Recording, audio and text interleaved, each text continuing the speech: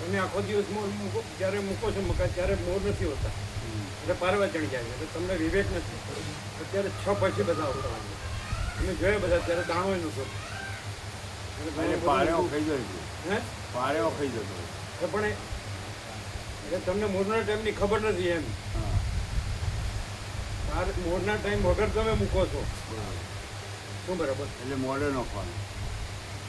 અરે 6 પછી મોર આવે છે. તમે આજે જોયું તો દાણા નહોતા.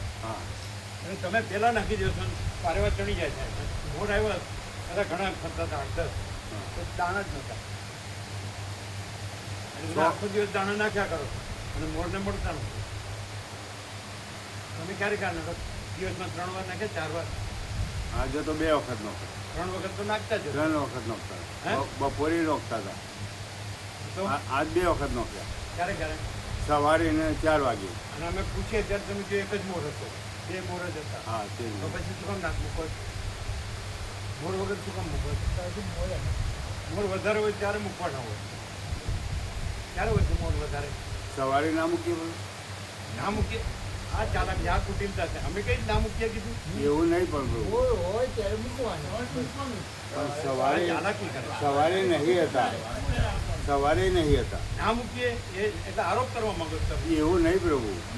કોઈ એવું નહીં. અત્યારે નહોતા, ફૂલ મોર હતા તો 3-4 નહોતી. અત્યારે અમે મૂકીએ તો થોડાક આવ્યા. ત્યારે બધા ઘણા હતા એ ઉડી ગયા. અમે મૂકવા ગયા છે.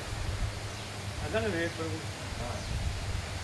પેલા મોર હતા, પછી મૂકવા ગયા એટલે વયા ગયા, પછી થોડાક આવ્યા. ના મૂકીએ એટલે નહીં નહીં ઊંધું બોલો છો. સવારે નહીં હતા પ્રભુ. અમે નોખવા દઈએ એટલે નહીં હતા. આ તો શું કામ મૂકો છો? કાલથી પછી પારેવા તો ચડી જાય છે. આ તો ક્યારે હોય તેમ કહો?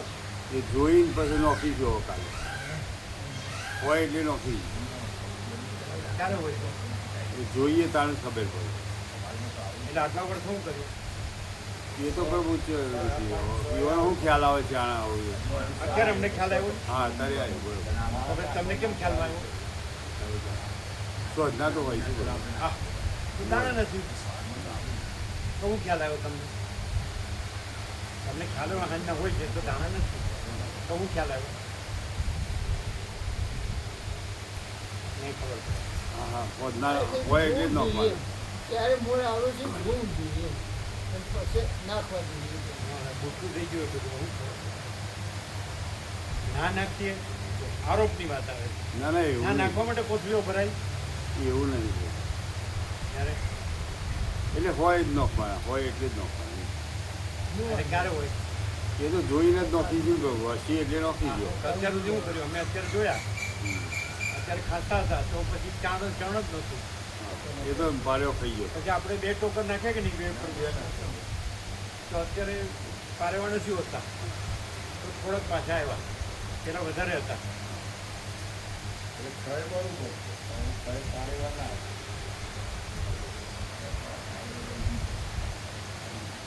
તમને નહીં ખબર પડે. કાલે 6 વાગે નોખી.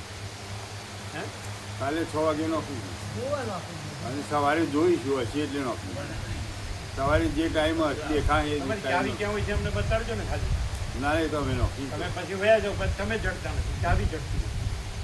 મને જ્યારે મૂકવાની હોય ત્યારે તમે તો ટાઈમસર મૂકતા નથી. તમે જડ વિવેકમાં પછી માસીદાબેન પ્રકાશ વિવેક તમને અડતો નથી. તો આમાં ગયો ના મૂકવું. ના મૂકવા માટે કોથળીઓ આવે છે. ઉલટ ઉલટા ચોટ કોટવાડ કો ધંધે એવું તમારું કામ. ના મૂકવી બધું તમે જ્યારે જ્યારે મૂકીને ત્યારે પારેવા જ ચડી જાય. અમે મોરને જોતા જ નથી. અમે કહીએ છીએ કે મોર દેખાતા જ નથી. હા જો. અને મોરનું પૂછે તમે કહો 1-2 જ છે તો હું કામ મૂકો? શું જોશો? એટલે તમે કહો પછી હું આમાં હતો, હું શાકમાં હતો, હું આમાં હતો. પછી તમે કહો અમને ખબર નથી પડતી ને જોતા રહે છે. અમારે ગૂંચવાઈ જઈએ છીએ ને એ બધું શું છે તમારી અંદર ચક્કર હે ને ચાલે છે કેવું કોઈ ચક્કર નહીં. આપના ચરણમાં આવ્યા જ નહીં. બધું એ તો બીજું મીઠું મીઠું બોલનારા ગયા પ્રભુ કોઈ વિકલ્પ નહીં. હવે મારા જીવનનો બીજો કોઈ વિકલ્પ નહીં. આપણા ચરણમાં આવી જો ગયો જેમ આપણને કીધું. બીજો કોઈ તો વિવેક પ્રમાણે તો થવું જોઈએ ને હા સરસ્વતી વિહાર લખ્યું પછી સરસ્વતી વિહાર તો થવો જોઈએ ને તો પછી પારેવા વિહાર લખી દો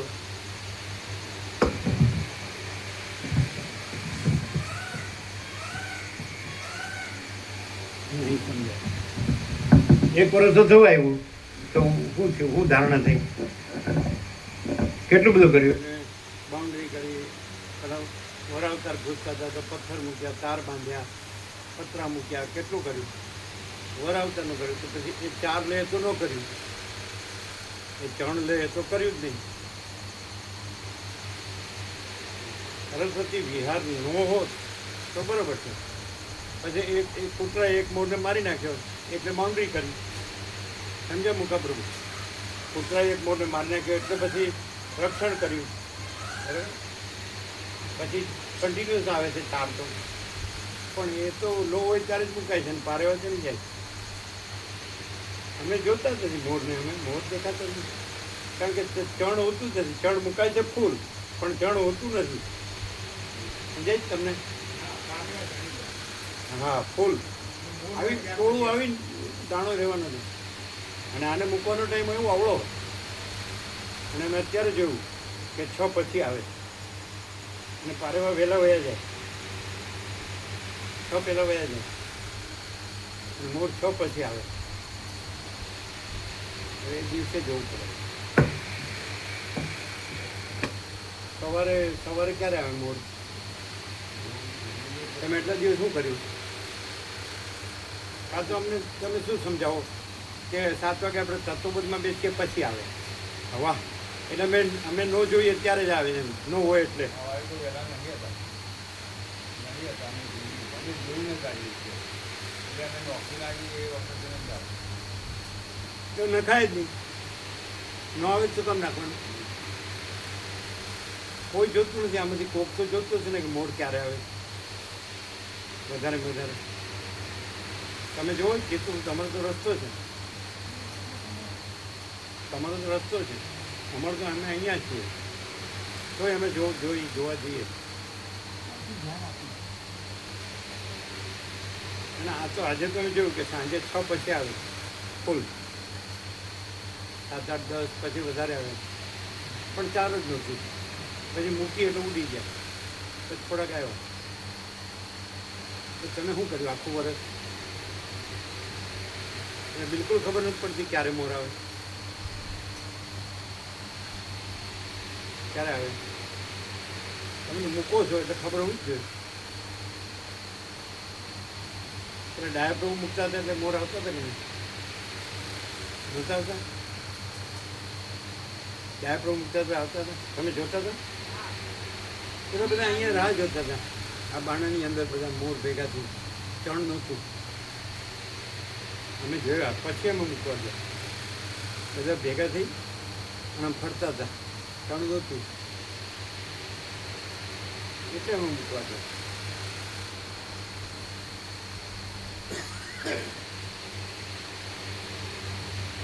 ખબર નહીં તમારું બધી જાતનું જે આવે છે એ સમાધાન નથી સીધું કેમ અમારે સીધું કેમ આવે સીધું આવવું જોઈએ ને બધું સીધું હોવું જોઈએ અંદર બીજું શું છે જે બીજું આવે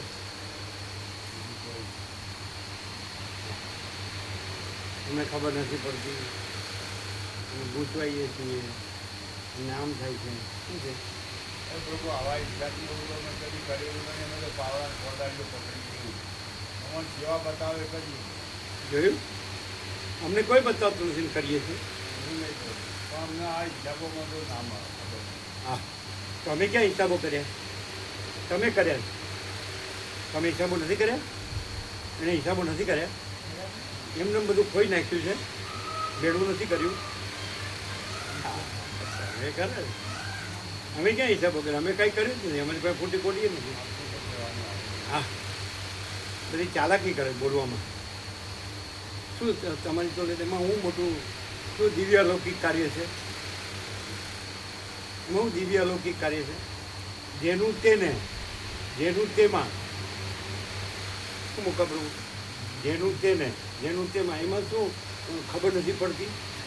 અને હું મારુંમાં કેવી ખબર પડી આખી જિંદગી? અમારે તો કાંઈ ખબર પડવા પણ નથી, અમારે કરવા પણ નથી. પણ અને પાછું તમારું કરીએ છીએ. કોનું કરીએ છીએ? અમારું કરીએ છીએ. આ હું ખબર નથી પડી. તો તમને તમારામાં જ ખબર પડે છે, વ્યાપકમાં તમે નહીં. આ તો પછી તમને ખબર પડી જાય, એ તમારું છે વ્યાપક, અમારું નથી. નહીં ખબર તો તમારા વ્યાપકનું અમારે કરવાનું. અને તો તમે કહો અમને ખબર નથી પડતી, તો સારા મૂર્ખ કહેવાય. વ્યાપક તમે નહીં તો કેમ ખબર ન પડે?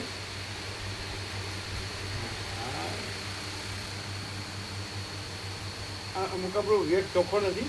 બિલકુલ બસ. આમ કાંઈ લેવા દેવા છે? કોઈ સ્વાર્થ કે પ્રપંચ છે? ના, અમે કીધું પ્રભુને અભી હાલ જ કહ્યું. શું કહ્યું? કીધું અહીં આગળ પારેવાને કીધું પ્રભુએ ચણ નાખ્યો કીધું, બરોબર? અને કીધું અહીં આપણને આ ચણ જ નાખે છે, સાચા મોતીનો ચારો કીધું. આપણને ચણ નાખે છે કીધું, તત્વબોધથી.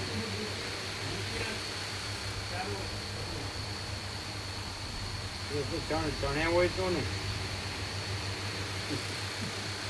કેમ? તમે તો તમારો તો રસ્તો છે. પછી તમને તો ખબર હોવી જોઈએ મોર ક્યારે આવે. તમારે તો અવર જવર હોય જ. ક્યારે આવે?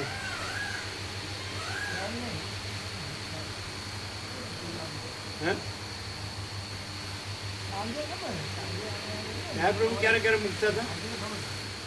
દયા પ્રભુ એ ક્યારે મૂકતા? સવારે મૂકતા. કેટલા વાગે? સવારે મૂકતા. કેટલા વાગે? સવારે વહેલા અજવાળું થાય.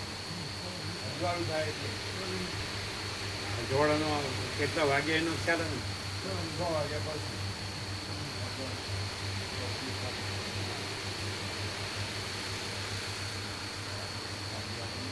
સારું, તો તમને એ તો ખબર છે ને દયા પ્રભુ ક્યારે મૂકતા હતા? એ વખતે મૂકતું અજવાળું થાય છે. બસ. પણ એ વખત તો પ્રભુ પાડ્યો ચડી. તો પછી કે છે ને દયા પ્રભુ મૂકતા ત્યારે આવતા હતા.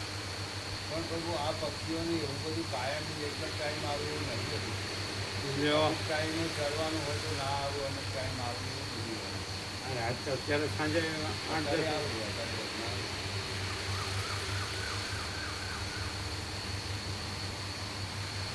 ચાલો તમે અજવાળો થાય તો મૂકી દેજો, બરાબર? અત્યારે તો અમે મૂક્યું તો અત્યારે થોડાક જ આવ્યા. પછી પહેલાં વધારે હતા, એ બધા ફરતા હતા ચણ માટે. અને જોયું પછી અમે મૂકી આવ્યા. તમારો મુકાબલો તમારા રૂમની સામે ખૂણો છે ને, જે જાળી મારી છે ને, ત્યાં અંદર બધા ફરતા હતા એટલે અમે મૂકવા ગયા. અને જોયું તો ત્યાં દાણો નહોતો. હાલ આવ્યો. આને તો શું થયું? પછી બધા ઉડી ગયા. તમે મૂકવા ગયા એટલે તમે જોયા હતા? આ જોયા. તમે જોયા? એટલે અમે બહાર નીકળ્યા એટલે થોડા હતા, 2, 3, 4 જેવા હતા. ના, આખી લંબાઈમાં છૂટા છવાયા હતા. આમાં પણ હતા, અંદર અહીંયા પણ હતા, ફરતા હતા. ચલો, જે તમને સર્વાંતરની પ્રેરણા થાય ને યોગ્ય લાગે, સર્વાંતરની પ્રેરણા પ્રમાણે યોગ્ય લાગે એમ કરજો. સરસ્વતી વિહાર નામ રાખ્યું એ સાર્થક થાય તો સારું. તો સરસ્વતી ચણે તો આનંદ મંગળ લાગે. કારણ કે દાણા ચણ વગર એ ફરતા હોય એ બરાબર ન લાગે. બરાબર છે ને?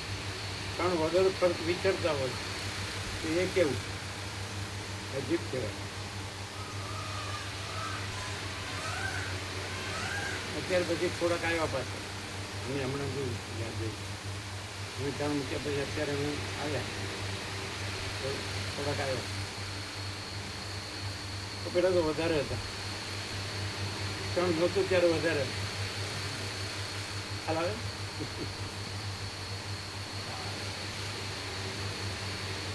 ખબર ન પડે તો અમને ક્યાં ખબર પડે? અમે તો કર્યું જ નથી પહેલેથી, અમે તો કાંઈ કર્યું જ નથી. અમે તમારું કરીએ છીએ. તમને અક્કલ નથી આવતી? તમારે તમારું કરવું જોઈએ. તમને તમારું કરવામાં 0-0 કરવામાં ખબર નથી પડતી. એ કેવું? તમારે લેવું હોય તો કેવું લઈ લો, ટપ દઈને, અને આપવાનું હોય તો ખબર નથી પડતી. આ આપવાનું છે. આ જે 0-0 થાય છે ને એ આપવાનું છે, લેવાનું નથી. ખ્યાલ આવે? ભેગું કરવાનું નથી. આમાં બધું વ્યાપક હોય છે. જે વિવેક ખ્યાલ આવે? હવે તો વચનામૃત છપાતા જ જાય છે, રોજ બેનર બનતા જ જાય. પછી વચનામૃત, પછી શિખર. તો તમે કીધું અમે કહીએ તમારે જે એમાંથી જેટલા લેવા એટલે લઈને 0-0 કરીને રાઉન્ડ ફિગર કરી દેજો એમ. બધું વ્યવસ્થિત. કાલે બંધ છે એટલે રવિવારે બેનર લાગી જાય છે બધું. આ કે અમારા માટે તો તમે કહો ખબર નથી પડતી કારણ કે લીધો નથી પ્રકાશ, એટલે ખબર નથી પડતી. પ્રકાશ લીધો હોય તો પછી પ્રકાશ જ છે, પછી ખબર પડવાની જરૂર નથી. અમે છીએ જ નહીં. તમે છો એટલે ખબર નથી પડતી. અમે નથી એટલે પ્રકાશ છે એ ખબર છે, બીજી ખબર નથી. નહીં સમજ્યા? હાલ તો મુકબરું આ કોઈને ક્લિયર નહીં થતું હોય થાય છે. અને કેવું મહાચિદાકાશ પ્રકાશ પોતે જ છે. શું માચિદાકાશ? મહાચિદાકાશ પ્રકાશ પોતે જ છે, એના દ્રશ્યભાસ નથી. તો ખબર ન પડવા જેવું કેવું રહ્યું? કઈ રહ્યું જ નહીં. ના, માચિદાકાશ સબ કુછ है, मैं कुछ नहीं है. તો ખબર ન પડે. ખબર કોને ન પડે? હું હોઉં તો ખબર ન પડે. અને માચિદાકાશ જ છે ને હું નથી તો ખબર ન પાડનારો છે જ નહીં. હું હોય તો ખબર ન પડે. માચિદાકાશમાં ખબર ન પાડનારો છે જ નહીં. એટલે હોય તો જ ખબર ન પડે. ખબર ન પાડનારો હોય તો જ ખબર ન પડે. અમને ખબર કેમ? અમને ખબર નથી પડતી કારણ કે અમે નથી. અને તમને ખબર નથી પડતી કારણ કે તમે છો. અમને ખબર નથી પડતી કારણ કે અમે કર્યું નથી એટલે અમે નથી. તમને ખબર નથી પડતી કારણ કે તમે નથી એનું કર્યું છે એટલે નથી પડતી પ્રકાશમાં. અમને આમાં ખબર નથી પડતી. સમજાયું નથી? તમે ચાલો કહો, અમે કેવું ગરબડ ગોટાળા ગૂંચવાડવાવાળું કામ કરીએ? ચાલો કહો, તો જે માગો એ આપી દઉં. અને તમે કેવું ગરબડ ગોટાળાવાળું ગૂંચવાડવાળું કામ નથી કર્યું એ કહો, તો અમે જે માગો આપી દઉં. જો નથી ખબર પડતી તો કર્યું હું બધું નહીં ખબર પડે. જે મહેન્દ્રનાથ ગુપ્ત હતા એમ જેમણે રામકૃષ્ણ કથામાં લખ્યું, જે રામકૃષ્ણ પરમહંસના ચરણમાં છેલ્લે 5-6 વર્ષ રહ્યા, એમને પણ ઈશ્વર સાક્ષાત્કાર થયો, ચૈતન્ય પ્રકાશનો અનુભવ થયો અનંત. એ પહેલાં પણ રામકૃષ્ણ મળ્યા પહેલાં પણ એને ડાયરી લખવાનો અભ્યાસ હતો. ડાયરી લખવાનો નિત્ય. એટલે પછી એણે એવું લખ્યું છે કે આ પહેલેથી જ મને ઠાકોરે અંદરથી પ્રેરણા કરી, ડાયરી લખવા માટે અભ્યાસી કર્યો, પહેલેથી જ તૈયાર કર્યો કે જેથી હું આ રામકૃષ્ણ કથામૃતની ડાયરી લખું. એટલે પહેલેથી જ મને પ્રિપેર કર્યો, એમ તૈયાર કર્યો. હું પહેલેથી ડાયરી લખતો. પછી ખ્યાલ આવ્યો કે મને ભગવાને પહેલેથી જ મને એ રીતે તૈયાર કર્યો. એટલે જ હું ડાયરી લખ્યો, સહજ લખી શક્યો અને સહજ કથામૃત લખી શક્યો એમ. તો એ પછી એમ કહે છે કે જેને મીઠાનો હિસાબ કરતા આવડે એને ગાંગડા સાકરનો હિસાબ કરતા આવડે, જેનો વ્યવહાર શુદ્ધ એનો પરમાર્થ શુદ્ધ. બે કહે છે રામકૃષ્ણ પરમહંસ કે જેને વસીઠે કહે છે કે જો તમારું મન શુદ્ધ હશે તો તમારો પરમાર્થ શુદ્ધ હશે, તમારો વ્યવહાર શુદ્ધ હશે તો તમારો પરમાર્થ શુદ્ધ હશે, તમારું મન મલિન હશે તો તમારો વ્યવહારે મલિન હશે, તમારો પરમાર્થ શુદ્ધ નહીં હોય. કે કીધું ને મુકાપ્રભુ મન ચંગા તો કથરોડ મેં ગંગા. એટલે બધાને કેમ આ નથી? કોઈ કે મને કેમ નથી અનુભવાતું? તો મન શુદ્ધ નથી. આ મન શુદ્ધ કેમ નથી? વ્યવહાર શુદ્ધ નથી. વ્યવહાર શુદ્ધ કેમ નથી? કારણ કે અસત સત લાગે છે, માટે સત અસત લાગે છે, એટલે વ્યવહાર શુદ્ધ નથી, છે ને? તો અહીંયા ક્યાં વ્યવહાર જ નથી, અને પરમાર્થ વ્યવહારના ભેદે નથી. હુંમાં બધા ભેદ હોય, હું જ નથી. આ માચિદાકાશ જ છે, તો એ તો અનંત અખંડ અભેદ.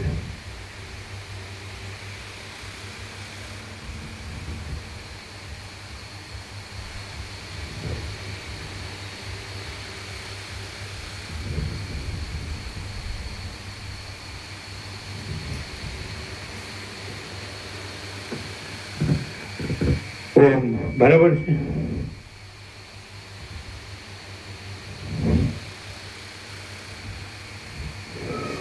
અમે જે બોલીએ છીએ ને એને તમે ગણતા નથી. સામો માચિદાકાશ પ્રકાશ વિવેક સામો કોઈ સવાલ આવે ને એટલે સમજી લેવાનું કે એને માચિદાકાશને ઉડાવી દીધું, ગણ્યું નહીં તો સામું આવે જ નહીં. સીધું કે બરાબર, કેમ આમ થાય છે, આમ થવું જોઈએ. દરેક માણસ તમે જોશો કે અહીંથી પ્રકાશ આવે ને તે પ્રકાશ નથી ગણતો, આ માણસ બોલે છે અને આપણે સાંભળે છે, આપણે બધું જાણીએ છીએ, એ આપણને શું કે આપણે બધું બરાબર જ છીએ એમ, એવું હોય. એ તો એમ હોય કે આ પ્રકાશ છે અને હું કાંઈ નથી, તો સીધો ખ્યાલ આવે કે ભાઈ આ હુંની ભૂલ છે, હું કાઢી નાખ્યા તો ભૂલ નથી, પ્રકાશ જ છે.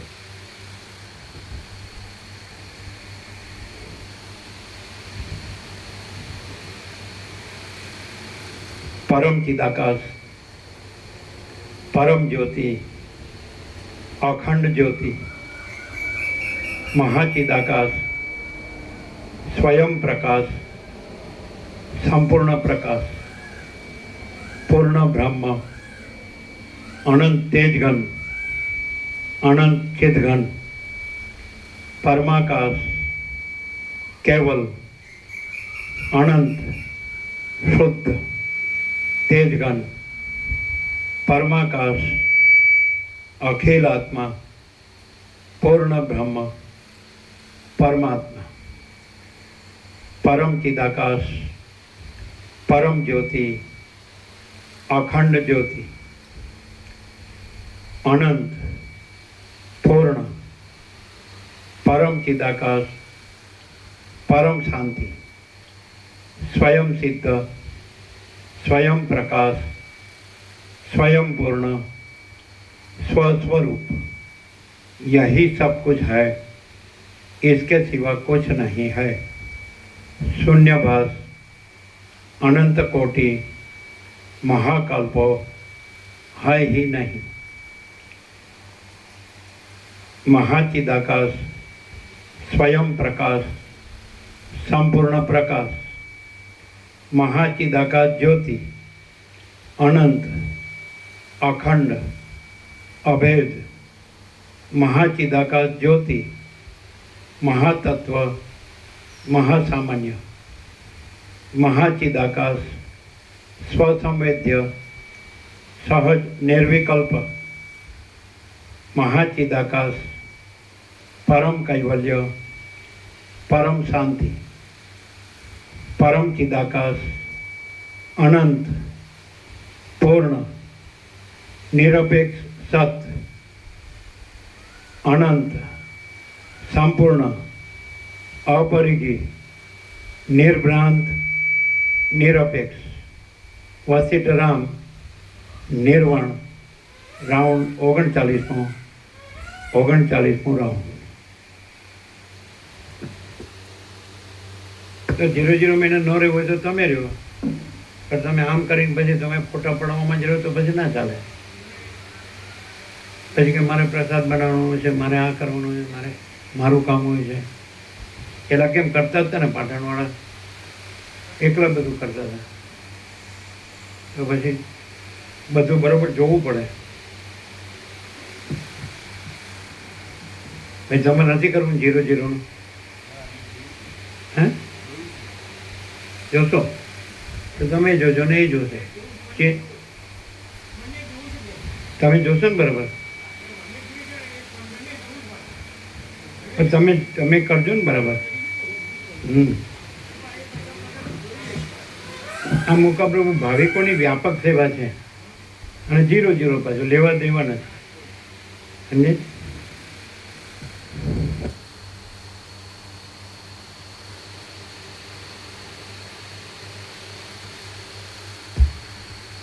આદ્ય પરબ્રહ્મ સદગુરુ દેવ કી જય.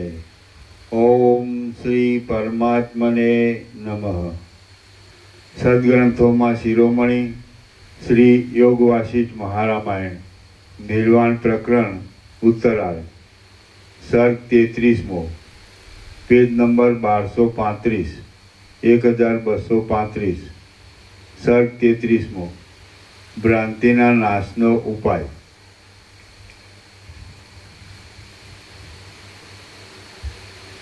આ 33મા સર્ગમાં ભ્રાંતિની જે કલ્પના થઈ છે તેને નિવૃત્ત કરનારી પ્રતિકલ્પના વિશે વર્ણન આવશે અને ચિદાત્માનું બહિર્મુખપણું સમેટી લઈ પરલોકની ચિકિત્સા વિશે બોધ આપવામાં આવશે.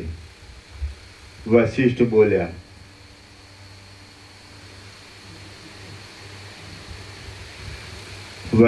બોલ્યા, પોતાના પ્રયત્નથી અને સત્સંગતિ વડે વિકસિત થયેલી બુદ્ધિથી જો જ્ઞાન મેળવવામાં ન આવે તો પછી તેને માટે બીજો એકે ઉપાય નથી. જેમ વશિષ્ઠ બોલ્યા, પોતાના પ્રયત્નથી અને સત્સંગતિ વડે વિકસિત થયેલી બુદ્ધિથી જો જ્ઞાન મેળવવામાં ન આવે તો પછી તેને માટે બીજો એકે ઉપાય નથી. જેમ વિષ વસ્તુ સ્વભાવે મરણકારક છે, તથાપિ રસાયણશાસ્ત્રમાં કહેલા ઉપાય વડે તે વિષ ભાવ મૂકી દઈ અમૃતમય થઈ જાય છે.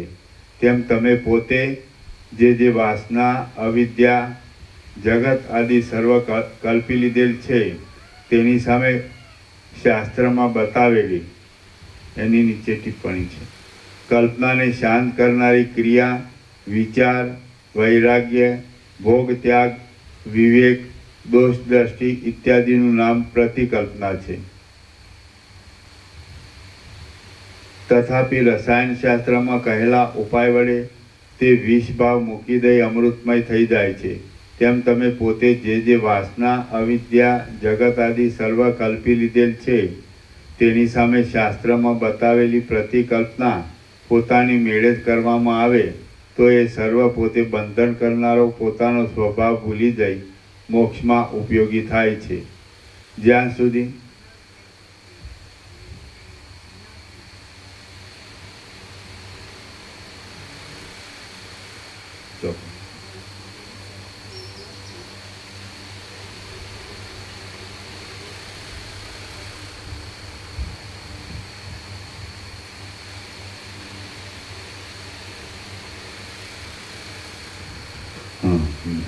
જ્યાં સુધી સર્વ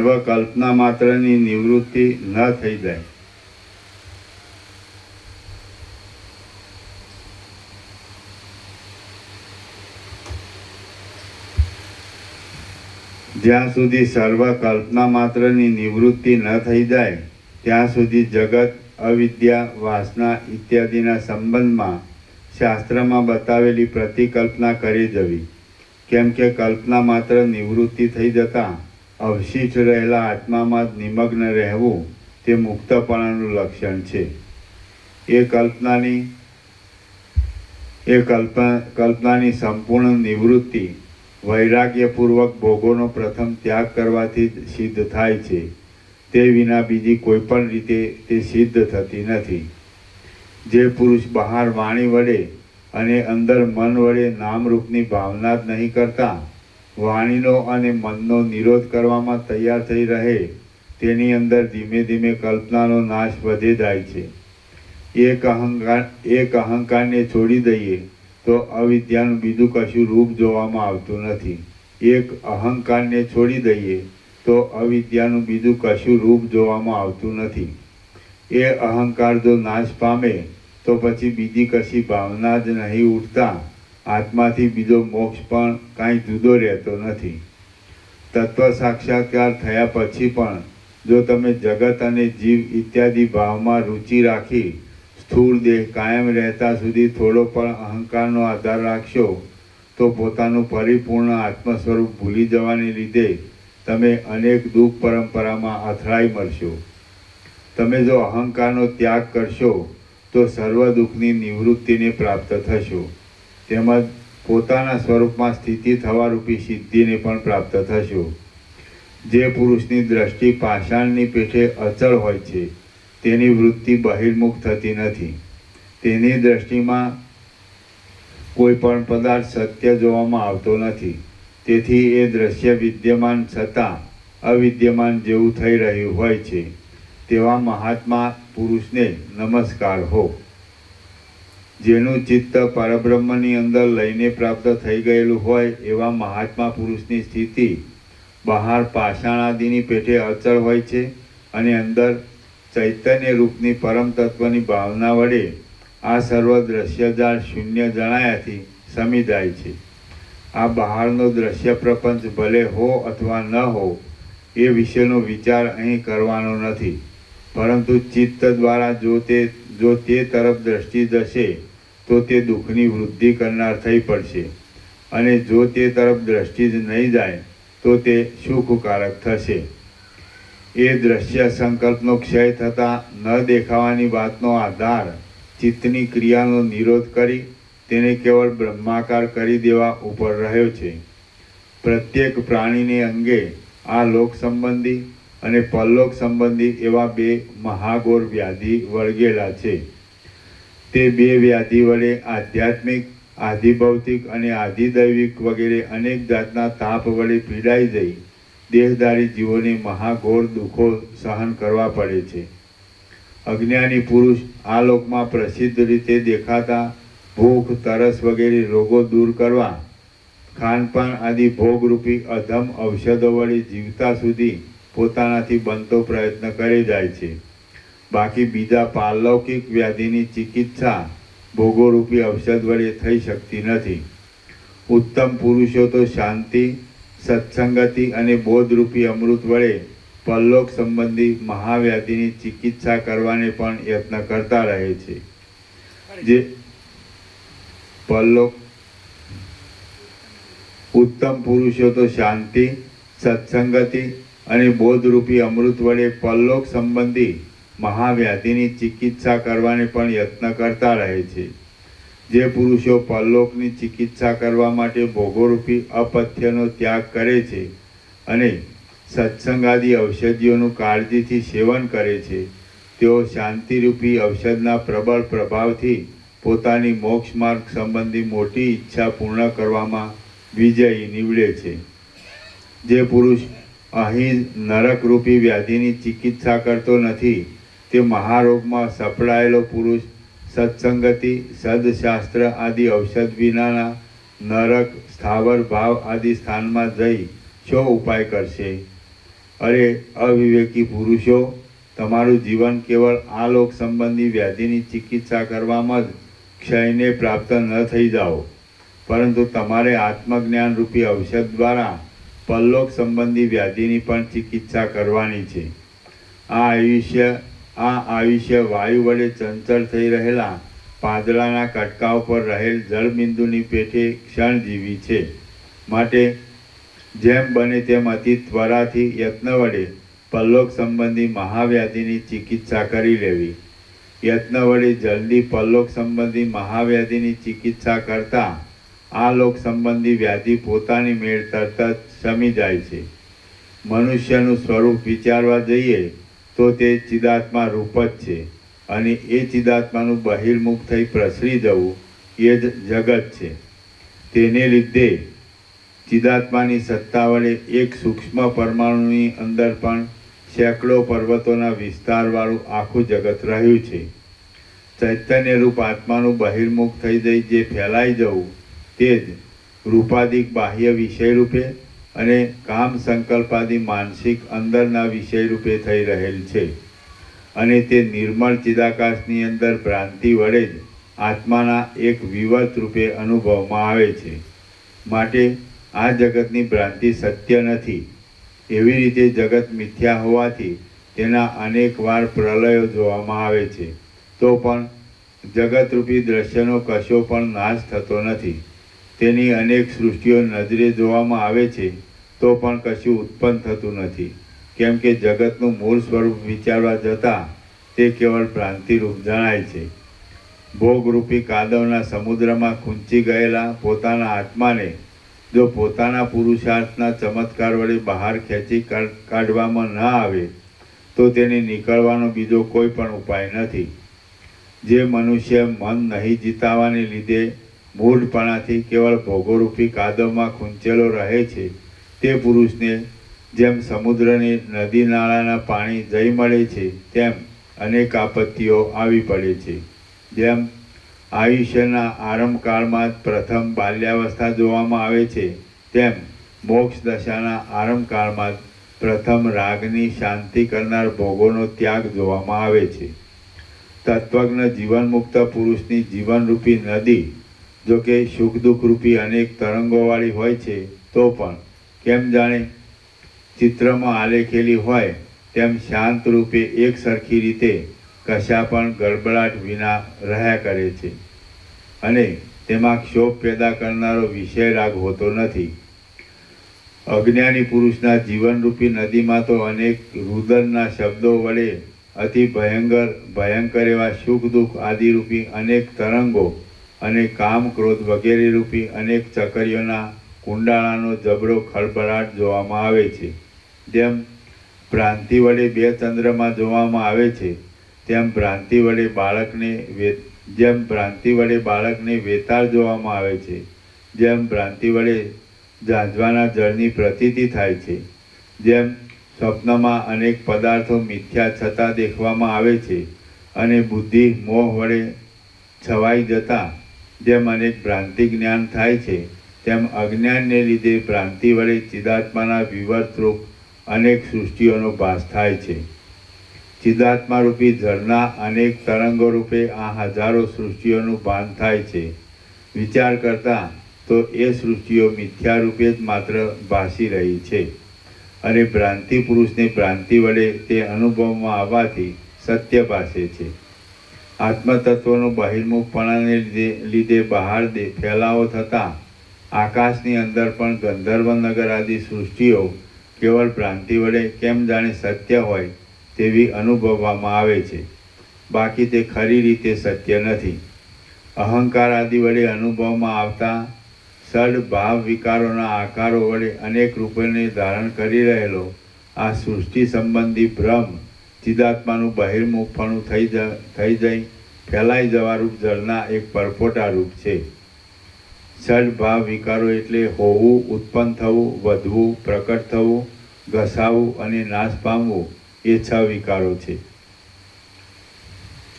ચિદાત્મા બહિર્મુખ ન થાય અને અંતર્મુખપણે તેની સ્વરૂપમાં સ્થિતિ રહે તો જગતરૂપી ભ્રાંતિની નિવૃત્તિ થઈ જાય છે. પણ જો એ ચિદાત્મા બહિર્મુખ થઈ જાય અને પોતાના રૂપને પસારી દે તો આ જગત ખડું થઈ જાય છે. એ જગત બહાર પણ નથી, અંદર પણ નથી, પ્રતીતિમાં આવતું હોવાથી અસત્ય પણ નથી, તેમ મિથ્યારૂપે ભ્રાંતિ માત્ર પ્રતીતિમાં આવવાથી સત્ય પણ નથી. આ સર્વ ચૈતન્ય રૂપ છે, અને તે ચેતન તત્વ જન્મથી રહિત છે. અવ્યક્ત, જાણી ન શકાય તેવું અસ્ફુટ છે, એક છે, નાશ વિનાનું છે, ઈશ્વર રૂપ છે, અને તેમાં પોતાપણું કે પારકાપણું એવો કશો ભેદ નથી. તે ભાવ વિકારથી રહિત છે, બ્રહ્મરૂપ છે, અને આકાશના કરતાં પણ અતિ સૂક્ષ્મ, નિર્વિકાર, અસંગ તથા શાંત છે. જેમ પવનની અંદર સ્વાભાવિક રીતે ચંચળતા જોવામાં આવે છે, તેમ સ્વભાવથી પણ રહિત એવા બ્રહ્મમાં પોતાની મેળે જ આ સૃષ્ટિનું સ્ફુરણ થવામાં કશું પણ કારણ ઘડતું નથી. સઘળી સૃષ્ટિ બ્રહ્મના વિવર્તરૂપ છે. સ્વપ્નમાં થતા સઘળી સૃષ્ટિ બ્રહ્મના વિવર્તરૂપ છે. સ્વપ્નમાં થતા અનુભવની પેઠે બ્રહ્મરૂપી મહાસાગરની અંદર બ્રહ્મના તરંગો રૂપે સૃષ્ટિઓ દેખાય છે. આ કેવળ ભ્રાંતિ માત્ર છે અને વિવેક દ્રષ્ટિથી જોવા જઈએ તો સ્વપ્ન કે સૃષ્ટિ એ કશુંય નિર્વિકાર અદ્વિતીય બ્રહ્મ તત્વમાં છે નહીં. આ સર્વ આભાસથી રહિત એક પરમ તત્વરૂપ છે. તે તત્વ ચૈતન્ય સ્વરૂપે છે. ધર્મ વિનાનું હોવાથી ચેતનપણારૂપી ધર્મથી પણ રહિત છે અને સર્વત્ર એક સરખી રીતે ભરપૂર છે. આ જગત સદરૂપ પણ નથી, અસદરૂપ પણ નથી અને સદરૂપ પણ નથી, પરંતુ અનિર્વચનીય છે. તેમજ બ્રહ્મ તત્વના વિવતરૂપ હોવાથી અદ્વિતીય બ્રહ્મરૂપ છે. અને સંધિ છે. સત અસદરૂપ પણ નથી. સદરૂપ નહીં, સત અસદરૂપ પણ નથી.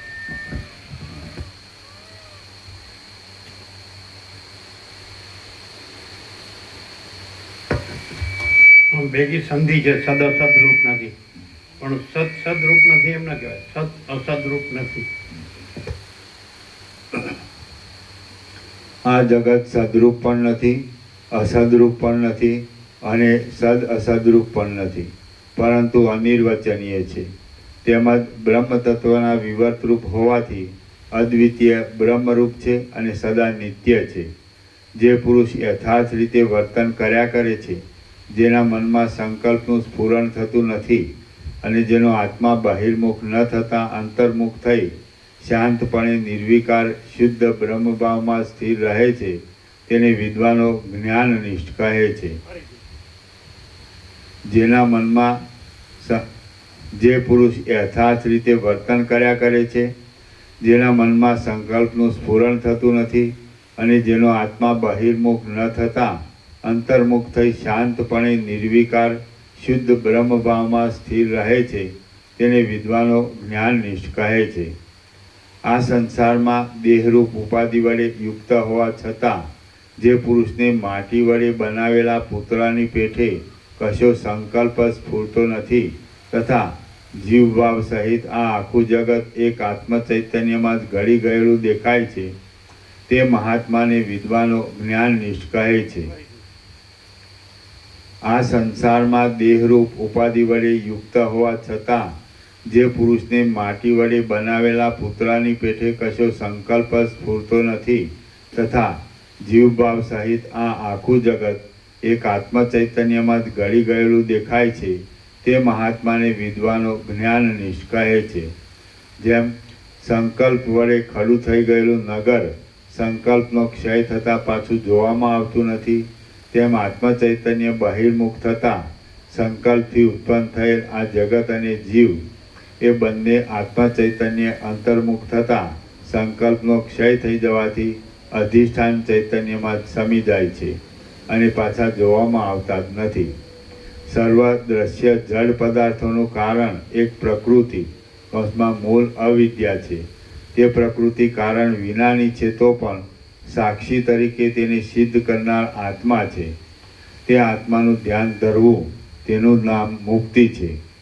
આ જગતમાં કોઈ પણ પદાર્થનો કશો સ્વભાવ જ છે નહીં. જગત સંબંધી સર્વ અનુભવો સર્વના અધિષ્ઠાનરૂપ મહાચૈતન્યરૂપી જળના દ્રવ રૂપે છે. આ સૃષ્ટિ સંબંધી અનુભવો મહાચૈતન્યરૂપી પવનની લહરરૂપ છે. તે અધિષ્ઠાન દ્રષ્ટિએ ચિદાકાશરૂપ છે અને અધ્યસ્થ દ્રષ્ટિએ શૂન્યરૂપ છે. આ વિવેક તમારે પોતાની સૂક્ષ્મ દ્રષ્ટિ વડે સમજવાનું છે. પવન અને તેની ગતિ એ બંને જેમ અભિન્ન છે, તેમ બ્રહ્મ અને સૃષ્ટિ એ બંને અભિન્ન છે. પોતાની ભ્રાંતિને લીધે તેમનો જે ભેદ જોવામાં આવે છે તે સાવ અસત્ય છે. સ્વપ્નમાં જેમ પોતાના મરણનો મિથ્યારૂપે અનુભવ થાય છે, તેમ તે સાવ મિથ્યા છતાં અનુભવમાં આવે છે. જ્યાં સુધી અંતઃકરણમાં તત્વ સંબંધી યોગ્ય વિચાર પ્રકટ ન થાય ત્યાં સુધી ભ્રાંતિ રહ્યા કરે છે. પરંતુ જ્યાં સ્પષ્ટ રીતે તાત્વિક વિચાર ચિત્તમાં ઉદય પામે છે, ત્યાં એ ભ્રાંતિ પણ બ્રહ્મથી જુદી ન રહેતા બ્રહ્મરૂપ જ થઈ જાય છે. ભ્રાંતિ પોતે તો સસલાના શિંગડાની પેઠે અસત્ય વસ્તુ છે, એટલે તત્વદ્રષ્ટિએ જોવા જતાં તેનું સ્વરૂપ જ દેખાતું નથી. બાકી તેમાં રહેલો સત્તા સ્ફૂર્તિરૂપી અંશ તો બ્રહ્મથી જુદો પડી શકતો નથી. માટે અતિ સ્વચ્છ નિર્વિકાર પરબ્રહ્મ જ છેવટે વિચાર કરતા અવશેષ રહે છે. હે રામચંદ્રજી, તમે દેહ સંબંધી લાગેલી જરા, મોહ આદિ વિકારોનો બોજો વહેવાની મિથ્યા ભ્રાંતિ છોડી દઈ ચિદાકાશપણાને પ્રાપ્ત થાઓ. તે ચિદાકાશ આદિ, મધ્ય અને અંતથી રહિત છે, નિર્મળ છે, સર્વત્ર સમાન રૂપે રહેલ છે, નિત્ય છે, મંગળમય છે અને અદ્વિતીય છે. શ્રી યોગ વાસિષ્ઠ મહારામાયણમાં નિર્વાણ પ્રકરણના ઉત્તરાર્ધનો સત્યાર્થોપન્યાસ યોગ નામનો સર્ગ 33મો સમાપ્ત. સર્ગ 34મો દ્રષ્ટ સૃષ્ટિ ટાળવાનો ઉપાય. દ્રષ્ટિ સૃષ્ટિ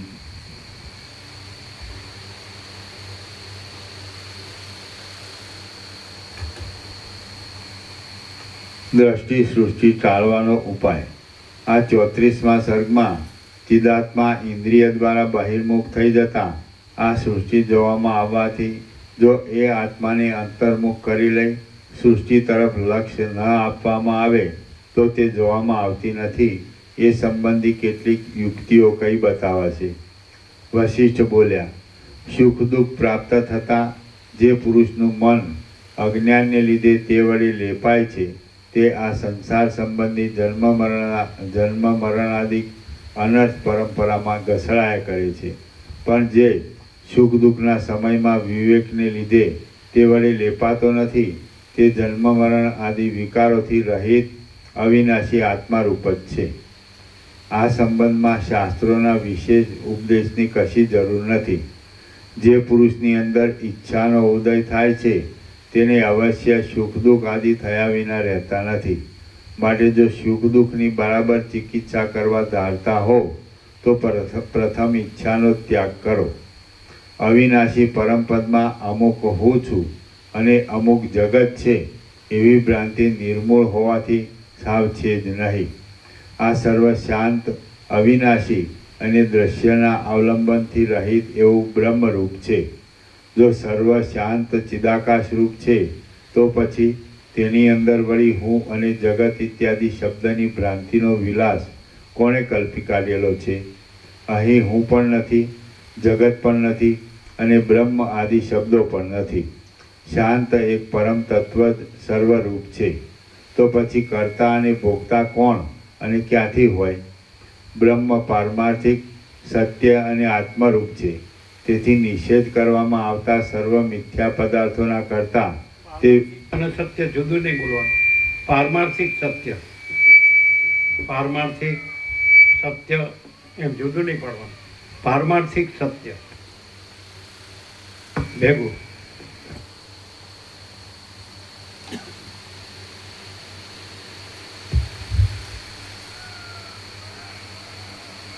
બ્રહ્મ પારમાર્થિક સત્ય અને આત્મરૂપ છે.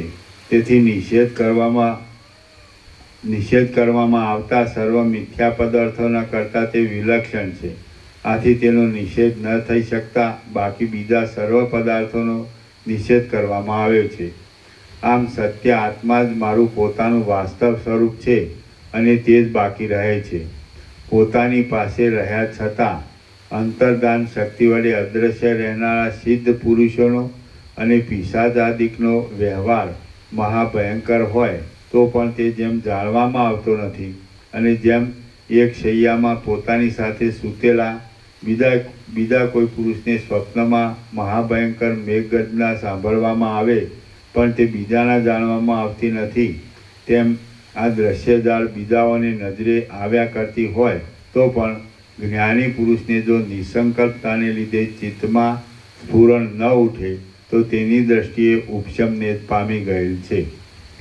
પોતાની પાસે અદૃશ્યરૂપ રહેનાર સિદ્ધ પિશાચ આદિનો વ્યવહાર તેમજ બીજાને સ્વપ્નમાં જણાતી મેઘગર્જના પોતાના લિંગ દેહ વિશિષ્ટ ચિદાભાસની અંદર સંકલ્પ દ્વારા સ્ફુરેલો ન હોવાથી તે જાણવામાં આવી શકતો નથી. પણ ઈશ્વરી નિયમન સૃષ્ટિનો એવો જ સ્વભાવ છે કે જીવાત્મા ચિદાભાસની અંદર સંકલ્પ દ્વારા જેમ સ્ફુરી આવે, જે સ્ફુરી આવે તે જ સર્વના અનુભવમાં આવે છે. આથી સિદ્ધ એ થાય છે કે સર્વ ચિદાભાસને વળગેલું છે અને એ ચિદાભાસ પણ ચેતન અંશથી આત્મારૂપ જ છે. આથી સિદ્ધ થાય છે કે સર્વ આત્મારૂપ છે અને આત્માના વિવર્ત રૂપે ભાસી રહ્યું છે. એટલે અહંકાર સહિત આ સર્વ જગત પરમાત્માથી જરા પણ જુદું નથી. જેમ સંકલ્પમાં અને સ્વપ્નમાં દ્રષ્ટા અનેક રૂપે ભાસે છે, તેમ જાગ્રતમાં પણ દ્રષ્ટારૂપ આત્મ ચૈતન્ય જગતને આકારે વિવર્ત રૂપે ભાસે છે. જળ જેમ એક રૂપ છતાં અનેક તરંગો રૂપ બની જાય છે, તેમ આત્મસત્તા અદ્વિતીય છતાં અવયવોવાળા જગતને આકારે ભાષા કરે છે. આત્મા પોતે એક જ છે અને તે બહિર્મુખ થતાં અજ્ઞાનને લીધે વિવર્ત રૂપે કેમ જાણે અનેક આકારે થઈ રહ્યો હોય એમ લાગે છે, પણ એ અનેકપણું મિથ્યા છે અને તત્વદ્રષ્ટિથી જોવા જતાં તે દેખાતું નથી. જેમ જીવ નિરવયવ છતાં સ્વપ્નાદિકમાં પોતાના હાથ પગ આદિ અવયવોને કલ્પી લઈ અવયવી બની જાય છે, તેમ નિત્ય નિરવયવ અને શાંત બ્રહ્મ પણ વિવર્ત રૂપે જગતને આકારે જોવામાં આવે છે. ચિદાત્મારૂપી કુંભારણ પોતાની અંદર સૃષ્ટિરૂપી લાખો માટીના વાસણોને કલ્પના રૂપે ધારણ કરી રહેલી છે. તેમાંથી જે બહિર્મુખ થઈ જેવી કલ્પના કરે છે તે કેમ જાણે જગત આદિને આકારે થઈ રહેલ હોય તેમ અનુભવમાં આવે છે. હે નિર્મળ રામચંદ્રજી, જેમ સમુદ્ર દ્રવરૂપ હોવાથી તરંગ આદિ અનેક રૂપે થઈ જાય છે, તેમ બ્રહ્મ જ પોતાની સત્તા વડે કેમ જાણે જગતને આકારે થઈ રહ્યું હોય તેવું લાગે છે. આત્મા પોતે રૂપથી રહિત છે, છતાં પોતાના સ્વરૂપની અંદર તે જેવું પોતાનું રૂપ કલ્પી લે છે તેવું પોતાનું જગત આદિરૂપ કેમ જાણે સત્ય હોય એમ જોવામાં આવે છે. આથી જો પોતે સંકલ્પથી રહિત થાય તો કશું તેના જોવામાં આવતું નથી. બ્રહ્મ અને માયાનો સંબંધ થતાં સર્વશક્તિમાન ઈશ્વરરૂપ હોવાથી જળ ચેતનના વિભાગો પણ ઉપદેશને માટે તેના માયારૂપી દેહની અંદર કલ્પાયેલા કહેવાય છે. બાકી એ કહેવું પણ વસ્તુતઃ સત્ય નથી. જગત સત્ય પણ નથી અને અસત્ય પણ નથી. આત્માની અંદર સંકલ્પરૂપી સ્ફુરણ ઉઠતા આ જગત ભાસે છે અને સંકલ્પનો ક્ષય થતાં તેનો આભાસ જતો રહે છે. આમાં આપણે શું આગ્રહ બાંધવાનો છે? અચળ સ્ફટિક મણીની અંદર હજારો પદાર્થોના પ્રતિબિંબો પડતા રહે છે અને પાછો સામો પદાર્થ ખસી જતાં તે જતા રહે છે. એમાં કોઈ જાતની વિશેષ મહેનત કરવી પડતી નથી. એવી જ રીતે સંકલ્પનો ક્ષય કરી આત્મનિષ્ઠ થઈ રહેવું તે અને સંકલ્પને સ્ફુર્યા કરવા દેવો એ બંને વાત પોતાના સ્વાધીનની છે. એમાં કોઈ જાતની વિશેષ મહેનત કરવી પડે તેવું નથી. તત્વદ્રષ્ટિએ જોવા જતાં જેની સત્તા દેખાતી નથી, તેમ જેનો આધાર કે કારણ પણ જણાતા નથી, એવો અહંકારરૂપી યક્ષ ક્યાંથી ખડો થઈ જાય છે તે હું જાણી શકતો નથી. અહો, જે અહંકારરૂપી યક્ષની સત્તા જ અસ્તિત્વ જ નથી, એ અહંકારરૂપી યક્ષે તમને સર્વને પરાધીન કરી મૂક્યા છે. એ વાત ખરેખર આશ્ચર્યકારક છે.